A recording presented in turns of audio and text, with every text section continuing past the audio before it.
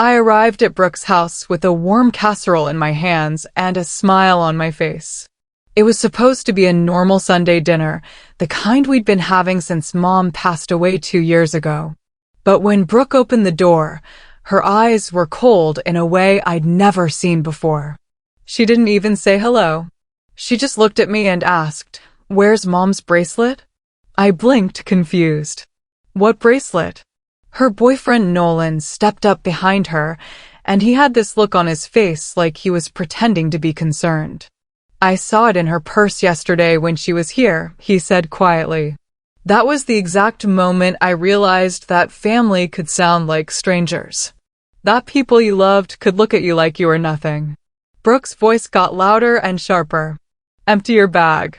Right now." I stood there in shock, holding the casserole like an idiot. "Brooke, I didn't take anything. I don't even know what bracelet you're talking about." But she grabbed my purse off my shoulder and dumped everything onto her dining room table. Lip balm, my wallet, my hospital ID badge, loose receipts, and some old gum wrappers scattered across the wood. No bracelet. Nothing even close to a bracelet. I looked at her, waiting for an apology that never came. Instead, she held out her hand and said, "Give me your house key." My stomach dropped. "What?" She said it again, slower this time. "Give me your key. I don't want you in my house anymore." I placed the key in her palm, and I felt my entire heart fall with it. I drove away with no plan and no destination. I just drove with my headlights cutting through the dark and tears streaming down my face. I kept hearing Mom's voice in my head, something she used to say when I was little and got overwhelmed. "Just solve the problem right in front of you, sweetheart." But the problem felt like everything. The problem was my entire life falling apart. I didn't know where to go. I couldn't afford a hotel, and I was too embarrassed to call any friends this late at night. Eventually, I found myself parking in the lot outside the hospital where I worked. It was the only place that didn't feel cruel. I sat there in my car for 2 hours, just staring at the emergency room entrance and trying to figure out what to do next. Around midnight, my friend Tess from the radiology department found me dozing in the staff break room on the 3rd floor. I'd snuck in through a side entrance and just collapsed on the old couch. "Hey," she whispered, shaking my shoulder gently. "You're not going home tonight, are you?"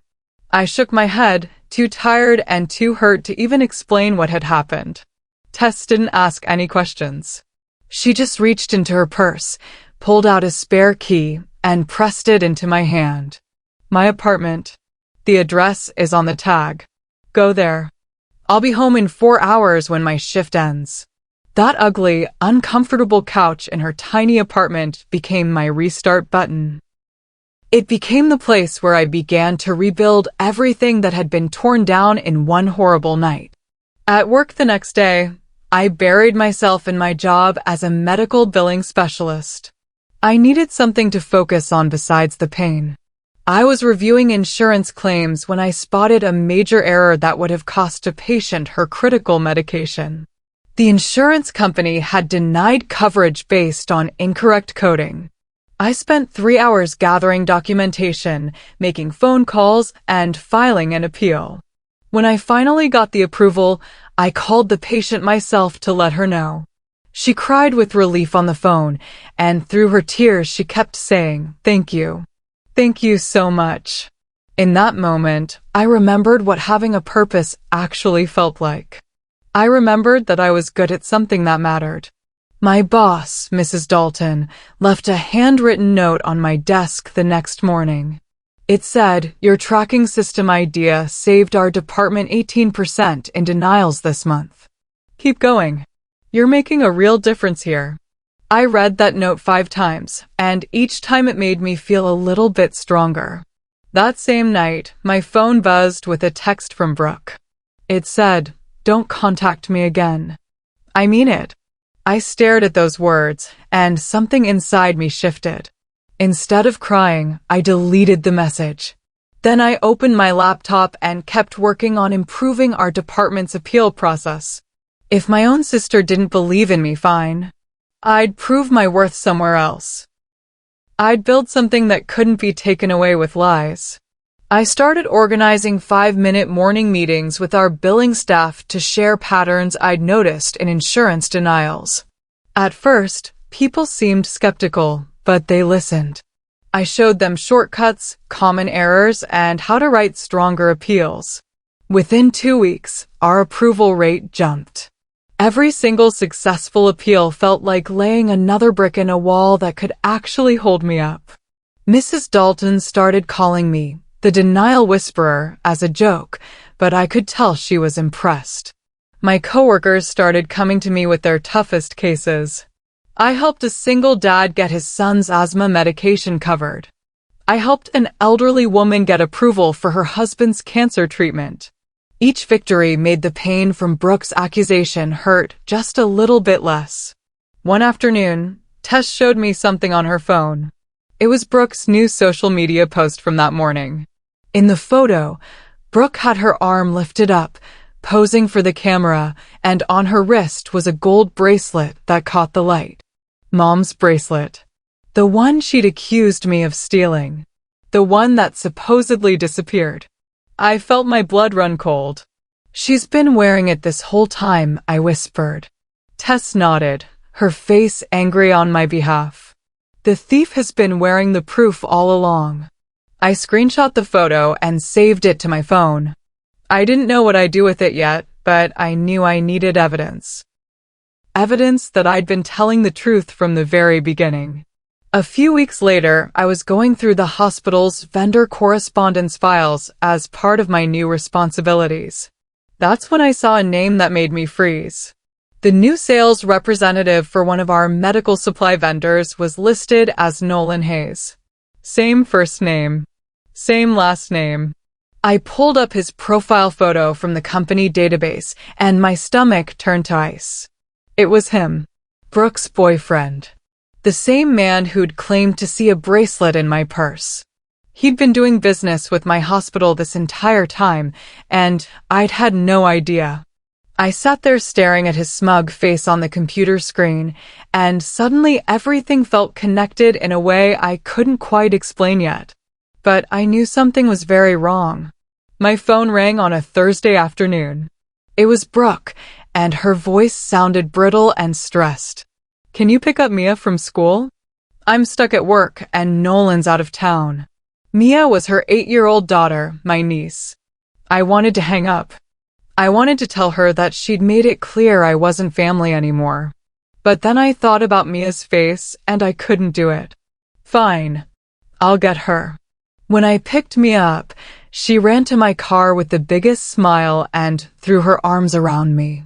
Aunt Sophie, I missed you so much. Why don't you come over anymore? Her innocent question broke my heart.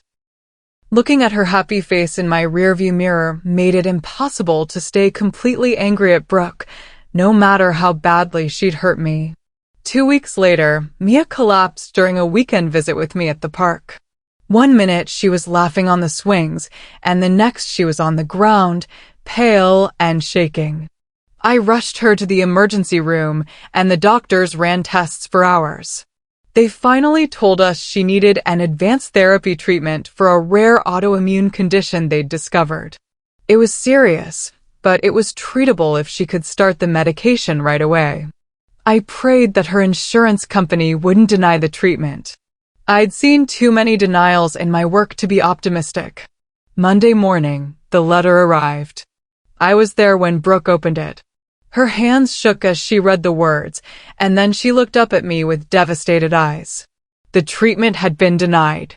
The insurance company's letter said the treatment was not medically necessary, which was their standard excuse for expensive medications. I'd written appeals against that exact phrase 100 times in my career. But I'd never written one for my own niece. Brooke called me that night, and she sobbed so hard she could barely get words out. Sophie, what do I do? She needs this. The doctor said she really needs this. Part of me wanted to remind her that she'd kicked me out of her life over a lie. But Mia's face kept flashing in my mind. That innocent little girl didn't deserve to suffer because of her mother's mistakes. I took a deep breath and said, "Let me handle it. I'll file the appeal." I worked through the entire night on that appeal. I gathered medical studies, research papers, documentation from Mia's doctors, clinical notes, treatment timelines, and comparison cases. Tess brought me coffee at 2 in the morning and sat with me while I typed. By dawn, I had a 20-page appeal document that was airtight.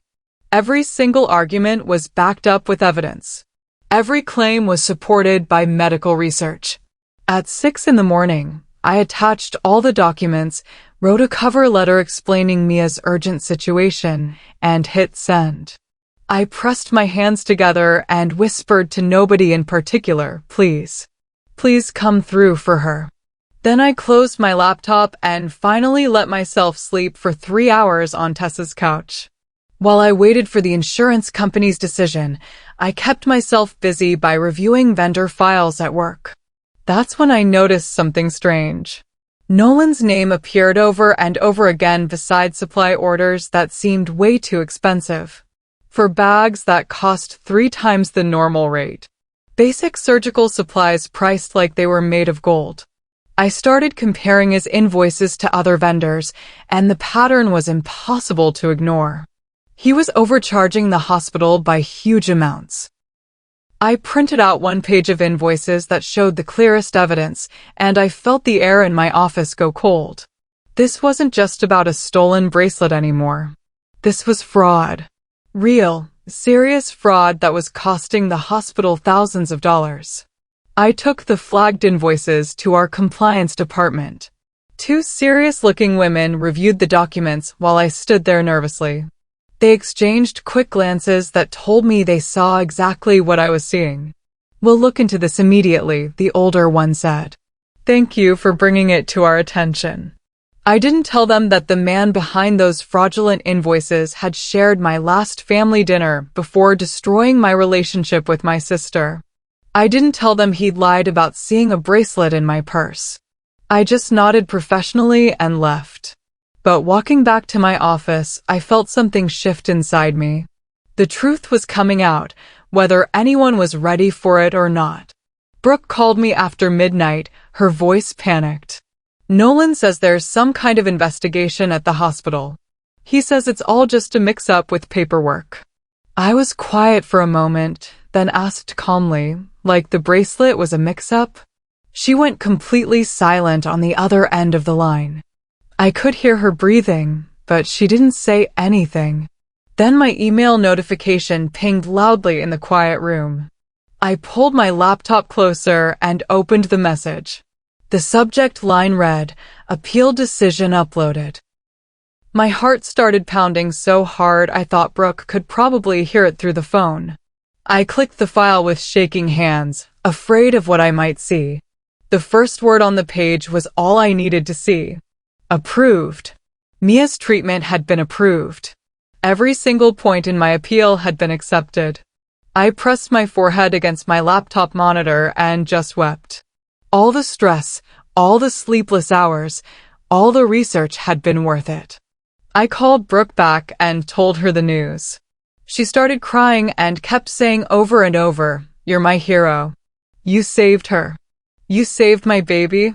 I wiped my eyes and said quietly, "I'm just doing my job, Brooke." But we both knew it was more than that. I could have refused to help.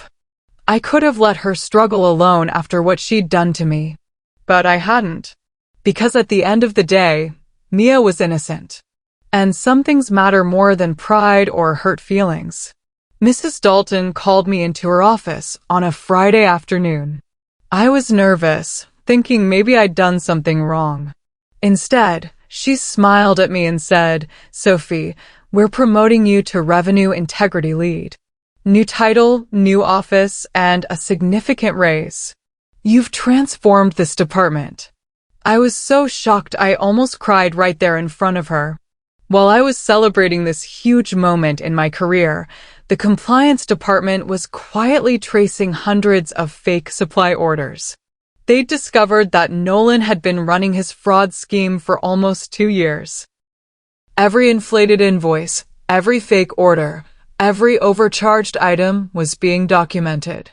The evidence was piling up, and it was only a matter of time before everything came crashing down on him. I went to the hospital on the day of Mia's first therapy infusion to support her.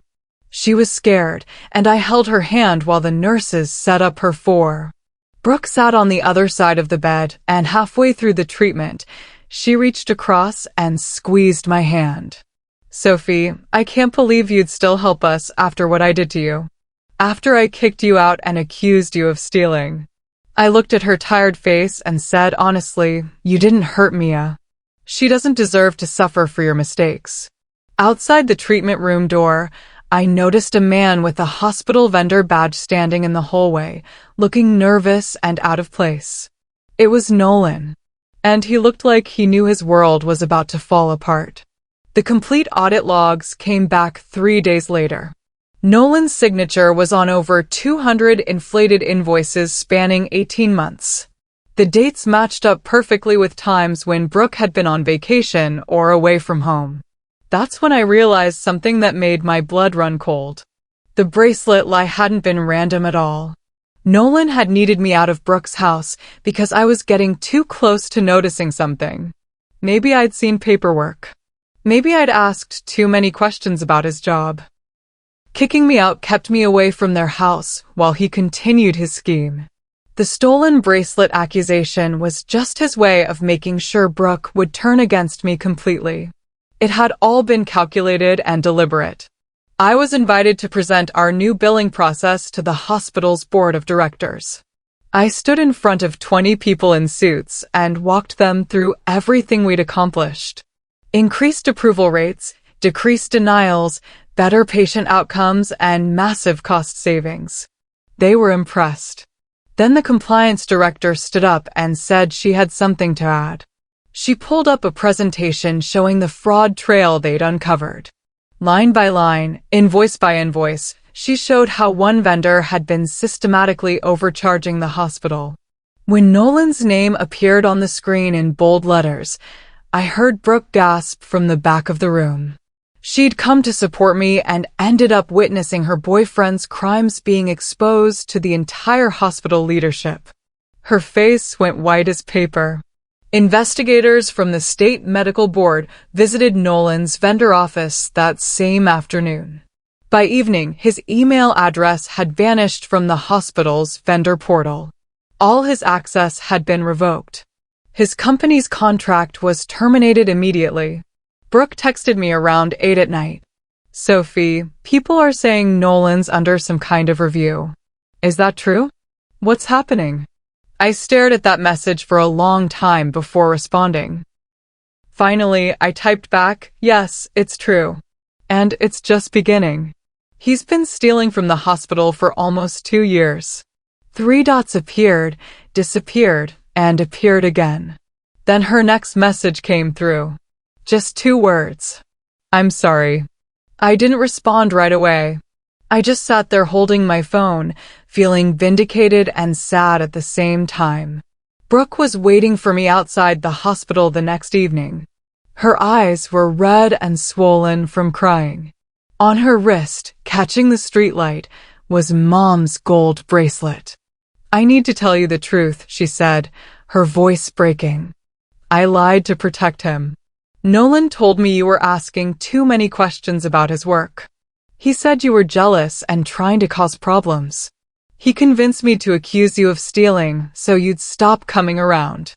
I lost everything because I believed him instead of you." She held out the bracelet, trying to give it to me.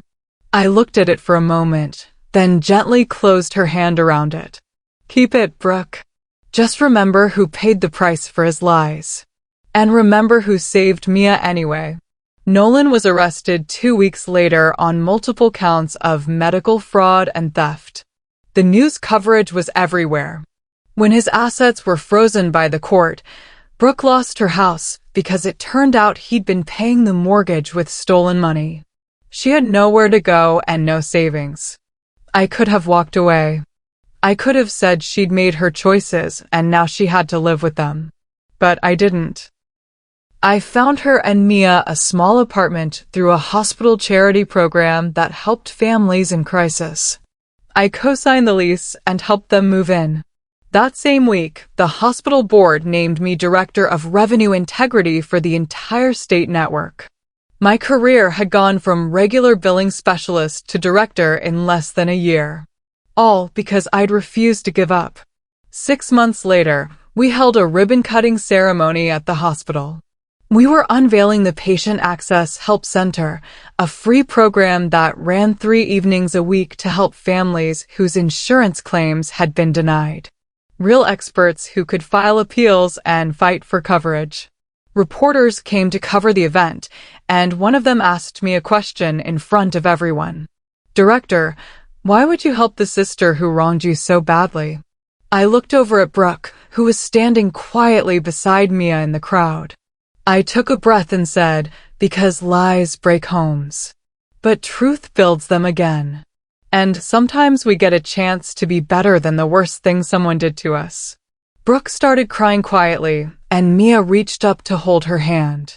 For the first time since Mom had died, I felt peace instead of anger. Real peace that didn't need revenge to feel complete.